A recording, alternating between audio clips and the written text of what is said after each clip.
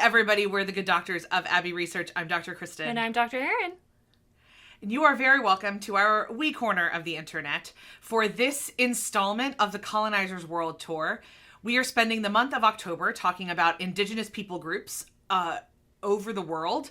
We've already covered Australia. This week we're going to be in Canada. We'll be heading to Alaska and Hawaii for the rest of the month. But do not assume that those are the only Indigenous people groups around the world. We hope to continue to explore all of the Indigenous people groups in the same way that we hope to continue to explore all of the countries around the world as we try to have a conversation about the presence of colonization currently in our world, that it is not something that happened, but is something that is happening, as well as it is a historical fact. And like I said already, this month brings us, this week in particular, brings us to the Indigenous people groups of Canada. There are three kind of buckets that you can put the people groups in. This is going to be one of, just like we did with the Aboriginal people of Australia, this is the basic beginner things. We are going to mispronounce things. We are going to misunderstand things.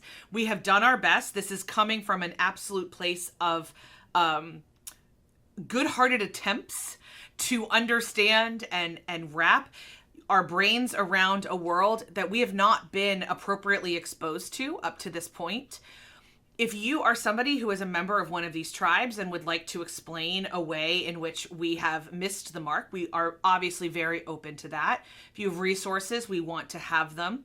101, as we've said in some other contexts, is the university parlance for like the beginner course. So if you, like us, have no concept of that there are even more groups than First Nations in Canada, which until 3 weeks ago, I didn't know that, then join us for the 101 video. I will also say that at some point we will be talking about Canada as a nation because it was also colonized and is still a member of the British Commonwealth. But this particular week is going to be focusing, like we said, again, on the Indigenous peoples and the Crown and the Canadian government's and the Catholic Church's treatment of those peoples throughout the time. So if you don't know where Canada is, really briefly, let's go to the map. It is America's hat. So it's at the very top of North America. America's hat is the joke my friends and I made for most of my life. And it's utterly flippin' massive. Massive. I think though, 70% of Canadians live within 100 miles of the American 100 border. Miles of, yes, of the American border. So it's a low-lying mass, but as we're going to talk about today and next in the playlist / tomorrow, there are definitely people groups who live in the subarctic parts of northern Canada that need to be discussed. Now, normally, if you watch our 101 videos, I would continue talking at this point, give you the background, everything else. This week's a little different, because our Dr. Erin's deep passion is the Indigenous peoples of the world. It is just something that is a huge passion of hers. So she really dug in this week to help us figure out exactly how to use the proper terminology here. Like I said, we're still going to screw it up, but God, we hope we got at least some of it right. So Erin, would you please explain to us why I can't just say the First Nations of Canada? I would love nothing more than to do my best to explain the different Indigenous peoples in Canada. I would like to thank the Indigenous Corporate Training Terminology Guidelines specifically, which I will be referencing pretty explicitly, and a lot of other resources. The benefit of, I think, being this close to Canada and having the internet, there were so many resources that we consulted. So as per usual, there's a Google Doc in the show notes below, with all of the resources that we consulted. So, okay. Indigenous peoples in Canada are collectively referred to as Aboriginal peoples by the Canadian government. Doesn't mean that's how they reference themselves. We'll get to that. The Constitution Act of 1982 recognizes three groups of Aboriginal peoples: Indians, who now call themselves and are referred to as First Nations, Inuit, and Métis.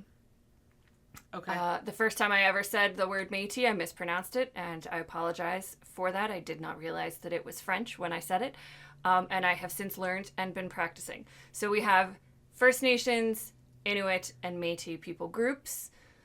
According to the Pulling Together Foundations Guide by Corey Wilson, quote, "We are hearing the term Indigenous used more and more in Canada, being used synonymously with Aboriginal, and in many cases, it is the preferred collective noun for First Nations, Métis, and Inuit peoples." Okay. So rather than calling them Aboriginal peoples, they're seeing a growing trend in calling the collectivity of it all Indigenous peoples. And Corey argues this is for many reasons. One is that the prefix ab actually means away from or not. So Aboriginal technically means not original. And I would like to know then why we being collectively white settlers and colonizers, named the original people of the lands we colonized Aboriginal. So that's something that we're going to have to dig into another day. Wow, okay. But Indigenous comes from the Latin word indigena, or indigena, which means sprung from the land. Mm-hmm. So we're going to go with Indigenous Peoples of Canada, but very often in Canada, they are referred to as their people groups. Or individual bands or tribes or reserves, sometimes treaties. It's very complicated. Let's keep going. Canada's Indigenous population, which is the section, believe it or not, we are in this portion of the video, was estimated at about 1.7 million in the 2016 census, which was an increase of 42% from the 2006 census. So that's quite a lot. It's about 4.9% of the national population. So this includes First Nations peoples, which is around a little bit less than 1 million, Métis peoples, which is around 500,000, and Inuit peoples, which is 65,000, and then other groups. So, what's the difference between Inuit, Métis, and First Nations? Excellent question. In Canada, the accepted term for people who are Indigenous but who do not identify as Inuit or Métis is First Nations. Oh, so it's like the catch-all if you're not one of those two. If you're not Inuit or Métis. Yes. Okay. And then, obviously, within Inuit and Métis categorizations, there's different subgroups. In the past, these people, the non-Inuit, non-Métis people, were referred to as Indians. But as I said, they moved away from that for a lot of reasons, because it's, a colonizer's term. It is still a legal term in Canada, but colloquially, they've now adopted First Nations. Okay. First Nations are, a diverse people group. There's about more than 600 distinct First Nations in what is now Canada, encompassing around 60 languages. They live in every province, but most of First Nations people live in British Columbia and Ontario. If you don't know this, there are 10 Canadian provinces and 3 territories. And, depending on where the people groups moved, there's different populations in there. The Métis peoples constitute a distinct Indigenous nation. In French, the word Métis is an adjective referring to somebody of mixed ancestry. So we hear this word a lot, and we've talked about it in a lot of other colonial contexts. Mestizo is the word we have in Spanish for people who are of mixed ancestry. And it's been used since the 18th century to describe individuals who are mixed Indigenous and European ancestry, mostly French ancestry in Canada, because they were the original colonizers. But it is now generally recognized that being Métis is more than having mixed and Indigenous European heritage. They have distinct collective identities, customs, and ways of life that are unique from Indigenous or European roots. In 1983, the Métis Nation split from the National, I think, Council of Canada, from the NCC, to form the Métis National Council as the overarching body for the Métis communities from Ontario, Manitoba, Saskatchewan, Alberta, and British Columbia. Okay. And so this is the Métis National Council adopted the following definition of Métis in 2002. So this is the official Métis definition of Métis. Métis means a person who self-identifies as Métis. Is distinct from other Aboriginal peoples, is of historical Métis Nation ancestry, and who is accepted by the Métis Nation. Okay, so sociologically, that does almost nothing. Okay. Yeah. That's not like a judgment statement. Yeah. That's like, as a social scientist, that doesn't really help us. That doesn't help. I've got a little bit more help for us, though. So, the Métis Nation are descendants of fur traders who settled in present-day Manitoba, which is Western Canadian. There's a shared culture and traditions and language among those who trace their family roots to the Red River colony. And the Red River part of Manitoba is a huge part of the Métis identity. However, there are others outside of the Métis Nation who do not have connections to the Red River colony, who also identify as Métis, particularly in Quebec and the Maritime provinces, which is like Newfoundland and Labrador, Nova Scotia, and Prince Edward Island and New Brunswick.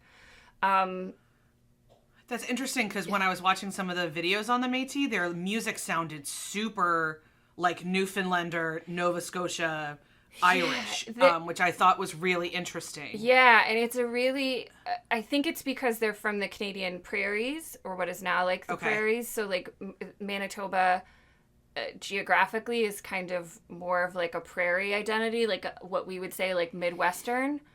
Right. Or Western kind of prairies. So yeah, it's a fascinating category of humans that is a bit murky. There is the Royal Commission on Aboriginal Peoples refers to these Métis people who claim Métis identity but who fall outside of any sort of connection to the Red River colony as the other Métis. And they are constituted a minority within a minority within a minority. Oh my God, it's like we're talking about Northern Ireland again. Okay. Yeah, but whether the Royal Commission on Aboriginal Peoples has any right to decide who is and isn't Métis is by the by. But, they have a definition. There is an understanding of it. I did find a lot of references to this kind of contestation of who is Métis and who is not between groups that are associated with the Red River colony and with the Métis Nation and with other people groups who also claim a Métis identity. So if you're interested in that, head in the downstairs and there's lots more links to it. I did not continue to fall down that rabbit hole because I never would have found my way out again to then be able to tell you about the Inuit people, which I would like to do now. Inuit peoples are Indigenous people in northern Canada, and they're related to, like, Inuit peoples are kind of all the Indigenous peoples in the Arctic Circle part. Right. So Inuit peoples in Canada, there's Inuit peoples in Alaska as well that we'll be talking about when we talk about Alaska Natives. They're related to, like, Greenland and Icelandic Arctic peoples. In Canada, they live mainly in Nunavut and the Northwest Territories, northern Quebec and Labrador. Ontario has a very small Inuit population, but again, that's mostly in the Arctic, subarctic region. I did learn some distinctions about referencing Inuit people. Inuk is when you are referring to an individual Inuit person. Okay. They're an Inuk. Inuk with two U's is when you're referring to two people. Three or more people, it is Inuit. I am not going to remember that, but I'm going to try. In the Inuktitut language, the term Inuit translates to the people. Got it. Okay. Few more terminological distinctions that I thought was interesting, especially in Canada, because it's very different than here. Indian is the legal identity of the Indigenous person who is registered under the Indian Act. This is all governmental official designations. Within that, there are status Indians, non-status Indians, and treaty Indians. So this was one of those things. I've heard so many of these terminological references in my Indigenous studies, and prior to this week, I hadn't really taken the time. So I took the time. Status Indians are those who are registered under the Indian Act, obviously. Non-status Indians lack status under the Indian Act, or they have lost their status, which is also a thing that can happen, or your ancestors were never registered, or your ancestors lost their status. And then treaty Indians are those members of a community whose ancestors signed a treaty with the crown, and as a result are entitled to treaty benefits. And this is one of those things that I really wanted to wrap my head around, because a lot of First Nations people groups and Métis people groups particularly, and even some Inuit people groups, refer to the place where they live as the treaty number, not as the province. So they'll say, so-and-so, I live, my name is so-and-so, I'm from this people group, and at Treaty 6 territory. Oh, okay. And so... Makes sense. It makes sense. And when we get into colonization, I'll explain a little bit more about the numbered treaties. But if you're watching a video and you see somebody make a reference to that, then you can look up the map of the numbered treaties and see like what the corresponding designations are. And when we talk about our documentary for tomorrow, we'll get into a bit more about the idea of the treaties that Indigenous people signed with the crown, and how they weren't lived up to. But I think that's what I've got for the population. I think we both have the bare bones 101 grasp on the top-down differences between First Nations, Métis, and Inuit peoples. And back to you across the tennis court. Well, I know one of the things that the Métis people have said in the videos that I watched is that a huge part of being Métis is speaking the Métis language. Mm-hmm. And I think languages is probably more accurate. I kept hearing it in a singular, but I would imagine it's probably more accurate as a plural. There are 53 Indigenous languages associated with Canada's First Nations and Inuit groups. The languages, a lot of them do have official status in the Northwest Territories. To my knowledge, there is not official status in the Southern Territories. Did you see that there ever is? I didn't find that. Not official languages. I think it's mostly in the Northwest Territories, and then in Nunavut, there's two. There's Inuktitut, Inuktitut,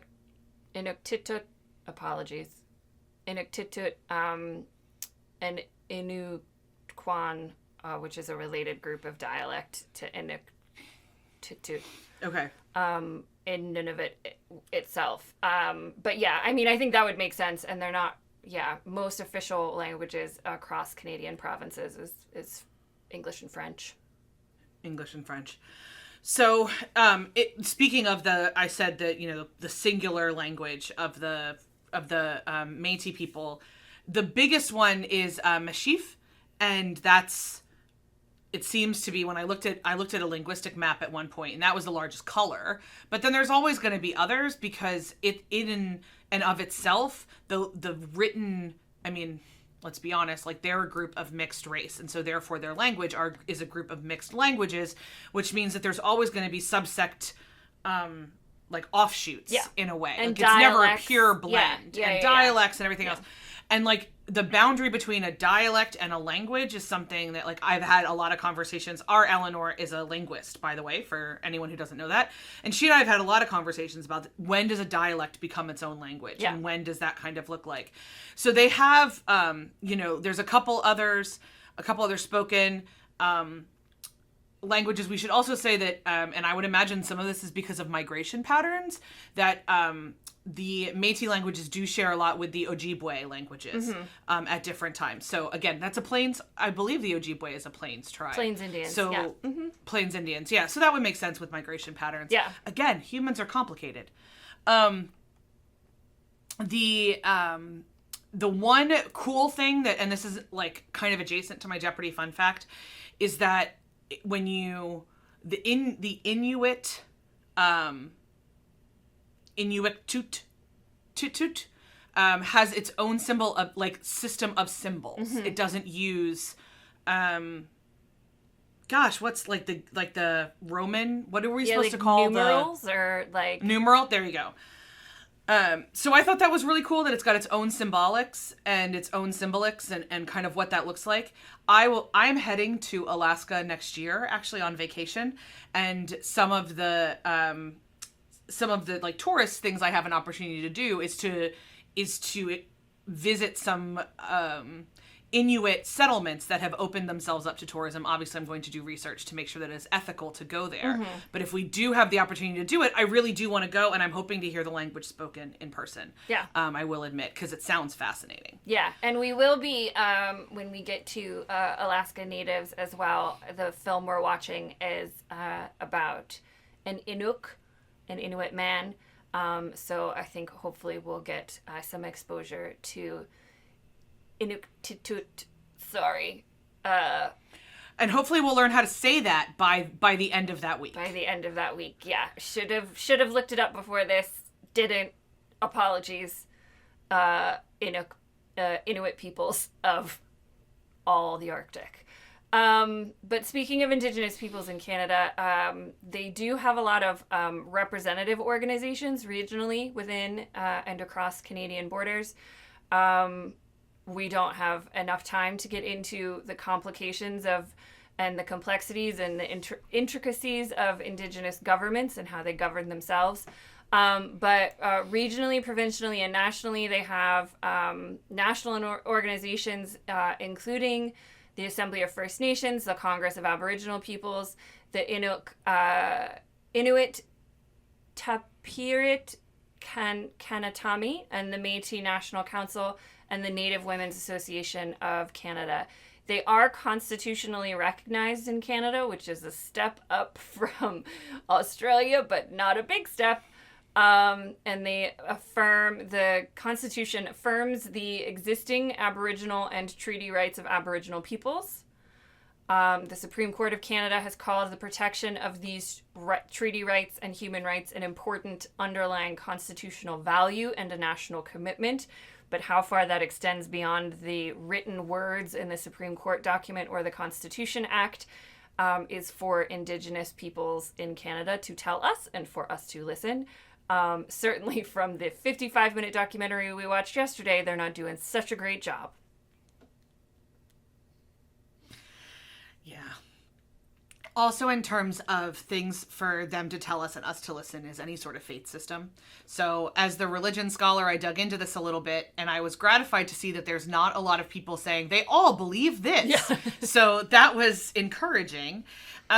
There's a lot of different ways that people enact their spirituality. There's a great video in the downstairs about how important seals are to certain Inuit tribes' spirituality, like not just survival or anything else, but their actual spiritual senses of selves. But as a reminder, colonization always came with the church. Mm-hmm. And that is especially true in Canada. And as abusive as the Catholic Church's system has been, especially to the children of the various Indigenous peoples of Canada, like faith is still faith for a lot of people, and Catholic faith still is what makes sense to them, or maybe does or doesn't, or what have you. And so one of the things about Christianity is that it always kind of takes on the local flavor. It's kind of what it's designed to do. We're an incarnational faith, and it has definitely done that among some Indigenous populations. So I watched a couple of videos where it's very obvious to me the syncretism between the two. I watched some videos where people are very specific in their practice. I go to mass on Sunday and I go to healing service on Tuesdays. I watch some where it's one or the other, and kind of all of that. So as a rule, Indigenous spirituality is much more grounded to the land than Western spirituality. As a rule, Western religions are a whole lot more about external hierarchies or personal relationship in your own body, and they don't deal with land as much. Whereas, as a rule, Indigenous spirituality systems deal with land and relationships with land and earth and animals and air and all of those kind of other things. So, beyond that, I'm uncomfortable saying anything, except that several of the ceremonies, the videos that I watched that were very graciously filmed and shared with all of us on YouTube were very moving and beautiful, and I'm glad that I got to see some of them. So that's the religion block for this episode. I'm going to say something very similar about education. In speaking in broad generalities, traditional Indigenous education is very different from European style education. It's about, as Dr. Kristen said, relationships, and it's a lot more about community. So the children learn from their families and their immediate community. Learning is ongoing. It does not take place at specific times. There's much less rigid structure to it. It's about, from the best I can determine from what I've watched and consumed, passing on the identity, the important parts of the culture and the traditions. Oral tradition is a huge part of Indigenous people groups everywhere. And a general sense of community building around maintaining the cultural identity and practices. Whatever that looks like to a given band or tribe or people group in terms of their relationship to the land, the water, the sea, how they find food, how they play music and have ceremony, how they engage with each other as a community. So I'm sure there's lots of resources you can find, particularly I would imagine educational resources from specific bands and tribes across Canada that might have educational resources about their culture that you can also learn as well. It is certainly something that is a lifelong process, and you have different roles within your community as a child, as a youth, as an adult, and as an elder. And certainly I know we've seen this from our Colonizers World Tour coverage everywhere. And the role of the elder is very, very important in Indigenous people groups around the world. And they really are venerated as a source of knowledge and relationship to the ancestors. So that is the limit of which I am comfortable explaining any sort of Indigenous Peoples of Canada education, and we've ticked that box for this video. So in terms of demographics, traditionally, Indigenous cultures are very inclusive because the community is so important. And so what the person presents as or believes or is or what have you is not as important as their connection to the community. However, I did read some articles that were honestly mostly blogs, and I got reference to a few TikToks about how one of the problems in a lot of Indigenous various groups in Canada is that the general Canadian culture has seeped in, and very few people are purely their tribe. They're also culturally Canadian. And so the things that Canadian Western society has put on people, right-wing politics or feelings about people's sexuality or confusions about gender or racism, internalized racism is a hell of a drug and it is very, very real. Those can be present. It's not a traditional part, but in current contemporary Indigenous life, it can definitely be present in people's experiences because humans are humans and they're fun sometimes. And so I'm hoping as part of the reclamation, as people are, we've seen a lot of people going back from the big city to their traditional lands and things like that. I did not find any kind of research about the particular effects of COVID upon migration patterns in that way. Perhaps it isn't out there, or perhaps I just didn't find it. But as we see that, I wonder if some of that will be counteracted as people reconnect to the more pure forms and non-colonized forms, if that's even possible. I don't know. So watch this space.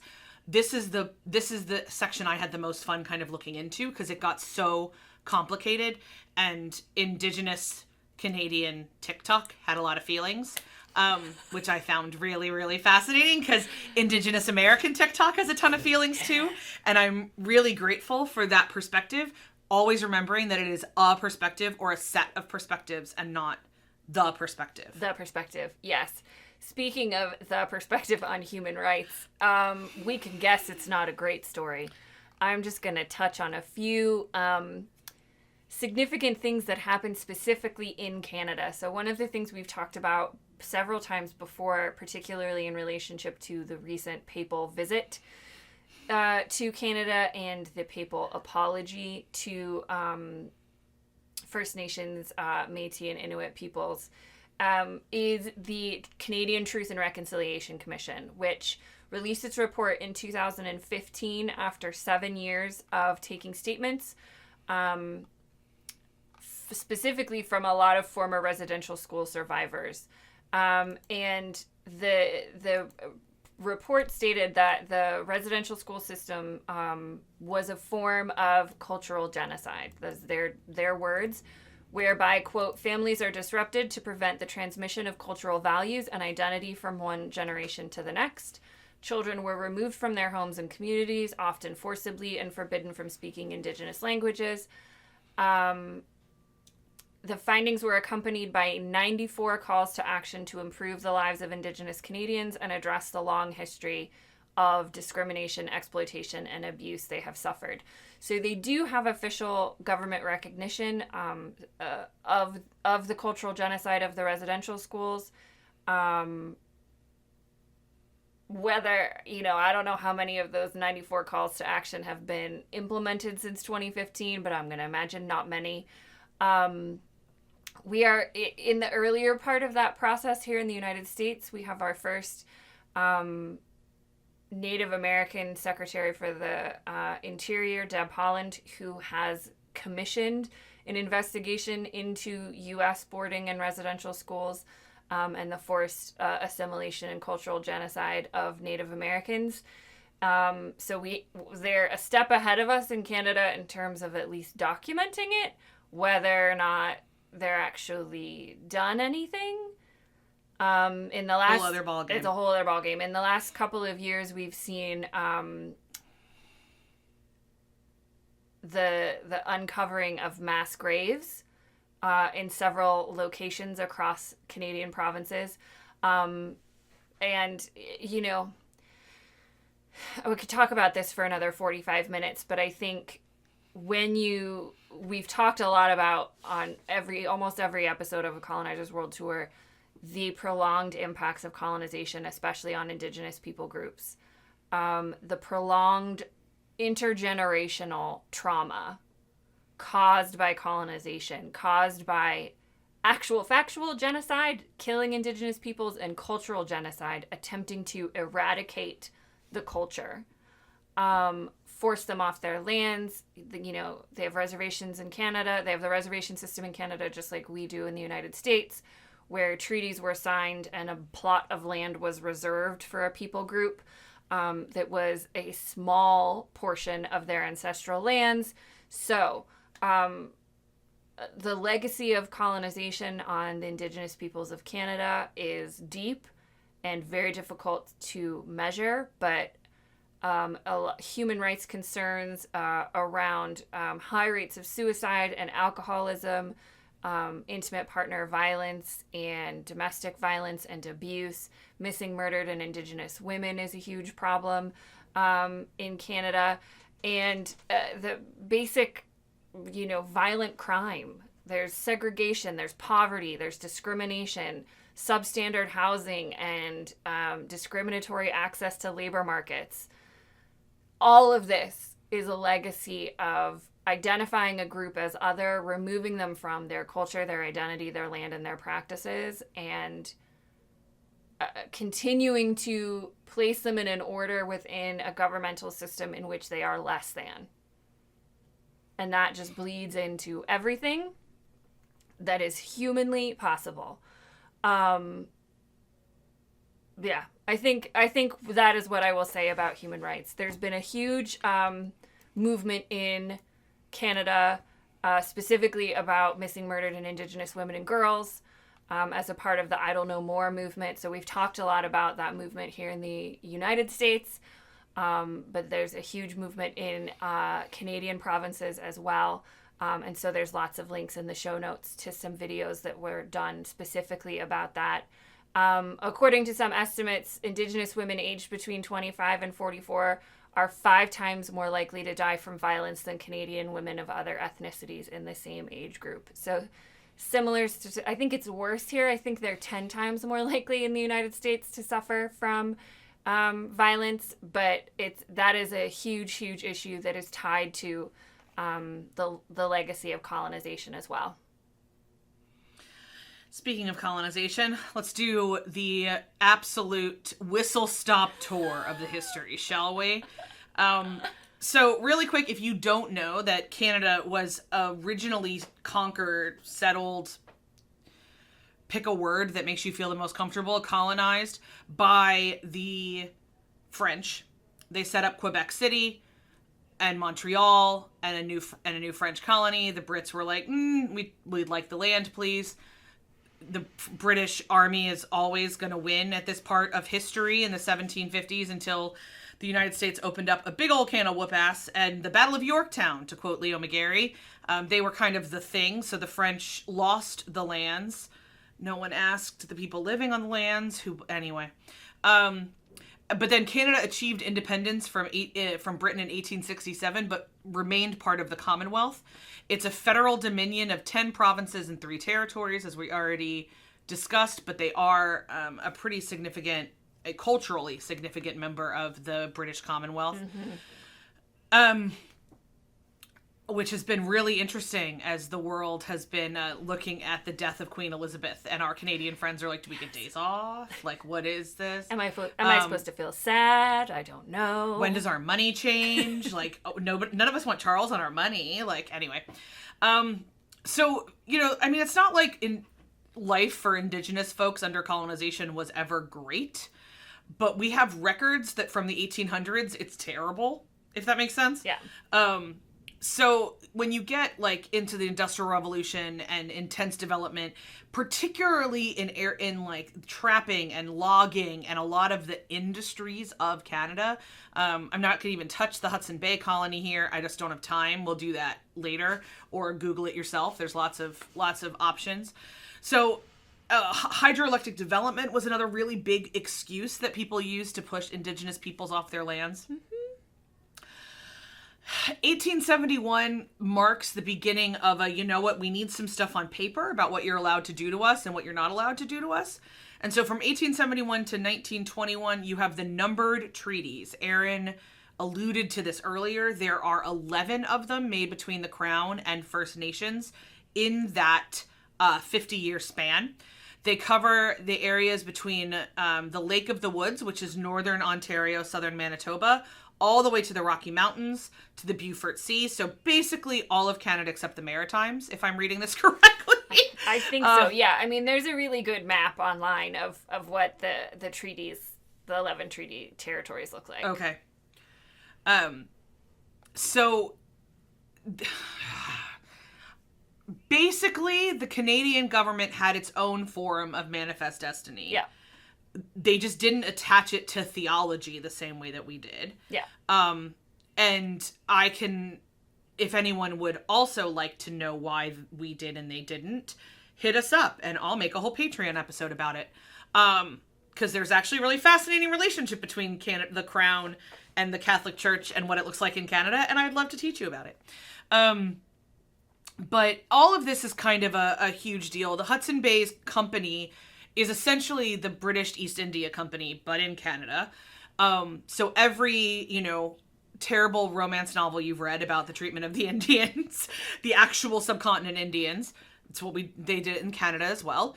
And there's just a continual stripping of autonomy in the name of either nationalism, capitalism, or whatever. Really, it's capitalism. They just called it a whole lot of different things. And sometimes, a lot of times it was faith as well, and interwoven, and the assimilationist policies of the government were often enforced by Christian groups. Yes, I'm sorry. I meant the physical taking of land. Yeah. I should have been clearer. Oh, no, that's fine. I just wanted to make sure that we inserted that in as well. Oh, yeah. So then, but as soon as we took their land, good news, we thought we could make them Canadian, and then everybody would be happy and they wouldn't be sad about their land. No. Because then we just mean it wasn't ever really their land, and now they're Canadian, and isn't that wonderful?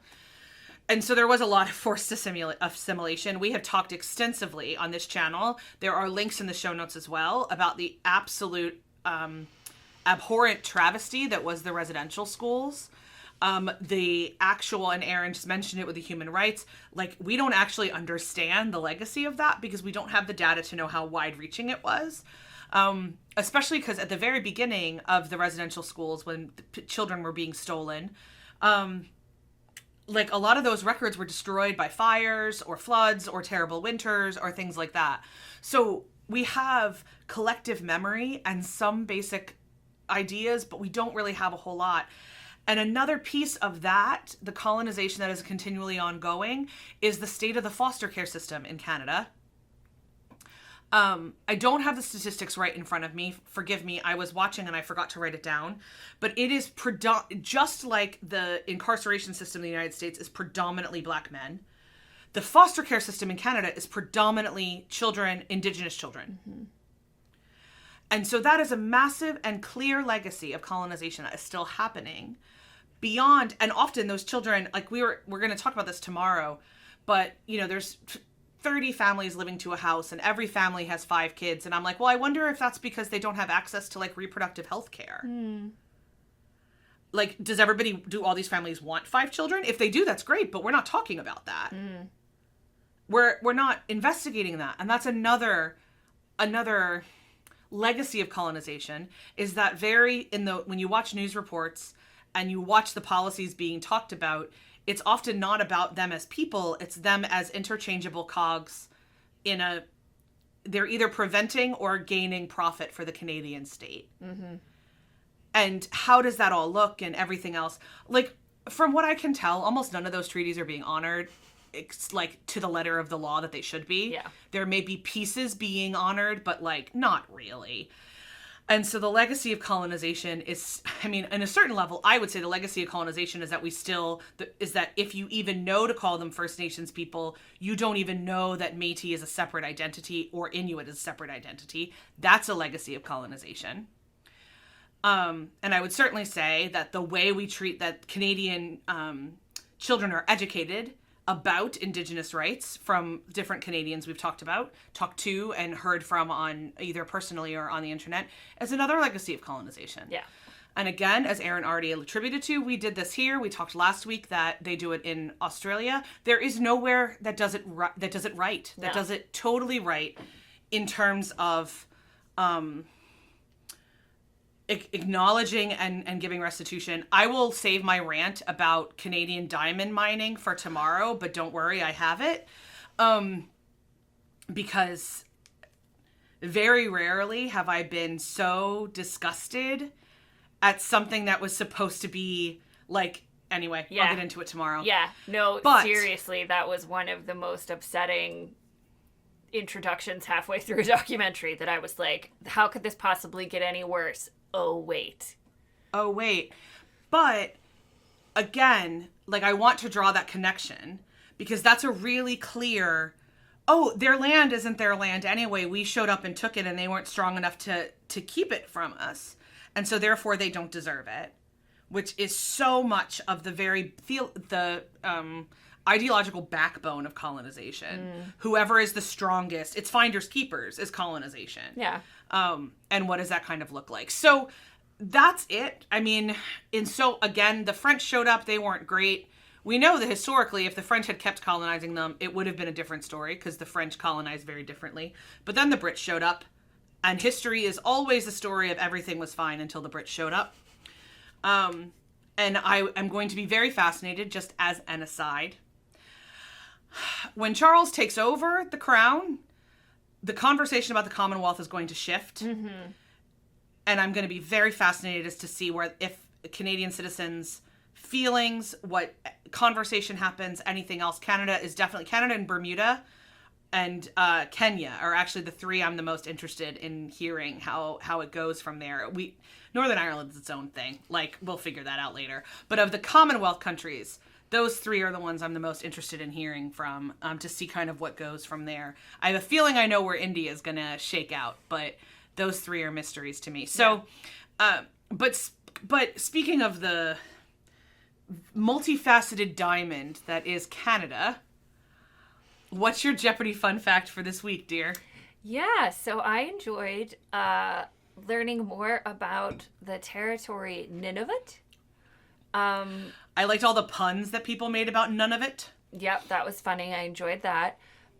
So Nunavut is a territory that was created in 1999 out of a part of the Northwest Territories and provided to the Inuit peoples for independent government, which I had no idea.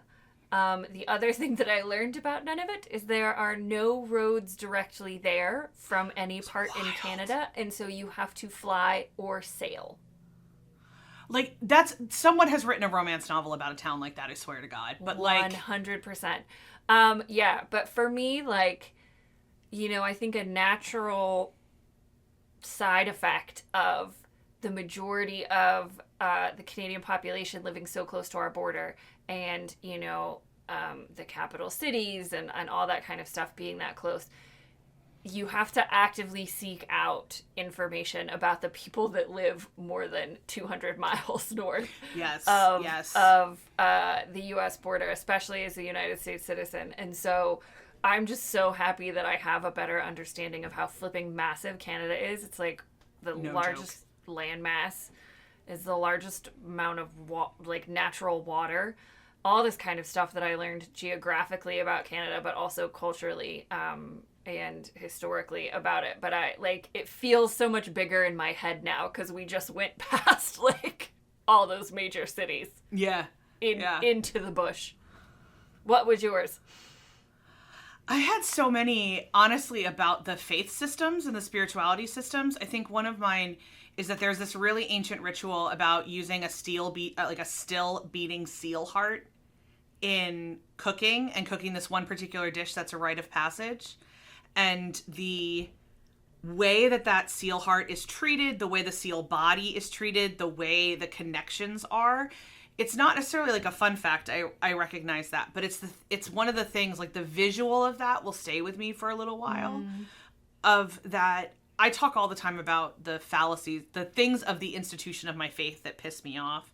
And one of them is that part of the Middle Ages, and the Reformation and a lot of other things was separating Christianity from the land. And separating which it's not supposed to be separated. And so I don't have a spiritual relationship with the land the same way that I wish I would. And I'm growing in that, but I'm having to borrow from other traditions. I'm not saying I'm about to start eating a live seal heart, but I like liver, but I think heart might be a bridge too far for me. But I love this idea of reminding that every time I eat anything, it's a gift from the earth and I need to give a gift to the earth back. And how do I live in relationship with the food that I eat and the land that I walk upon? It really struck me watching these videos, and I won't forget that for a little while. I'm really glad I had this time. So, but legitimately, probably my fun fact was also the puns of none of it. Like now, Canada has none of it. I'll say it's delightful. is good. It's not, as we often say here, it's not funny if it's not punny. But we will put a pause on our exploration of Indigenous peoples of Canada for now. We, again, to White Lady disclaimer, we did our best. We apologize for mispronunciations and misunderstandings. We are more than happy to be corrected in the comments below. But we hope you got something out of it, and it spurred you into further explorations. And you can start with our Google Doc in the show notes if you'd like a big old resource list. We've got all the ones that we consulted or found that were useful. So we will be back next tomorrow or next in the playlist with our discussion of our piece of art. Which is specifically about a band of First Nations band in Northern Ontario. So we will see you for that then, or anywhere else on this tiny little corner of the internet. Be well. See you then.